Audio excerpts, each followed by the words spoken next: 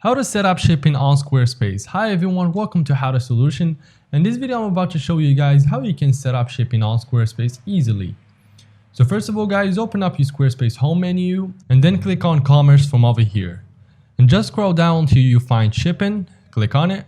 And now as you can see we have two options. We have shipping options and pickup options. In this case we want to set up shipping options, so click on the add shipping options. And select option from this list that fits your business. So I'm going to just select the flat rate for the purpose of this video. And now as you can see, you have option name. I'm going to name it test. Also, you have a pre-order fee or a fee per item. You can choose whatever fits your business. So I'm going to tap on random numbers here. After you guys finish, go to shipping zone, and on the search bar, you can select multiple countries, or you can also select rest of the world. And once you guys finish, make sure to click on save. And now you guys have successfully added the shipping option. So yeah guys, that is basically how to set up shipping on Squarespace. If you guys found this tutorial helpful, please make sure to leave a like and subscribe to the channel.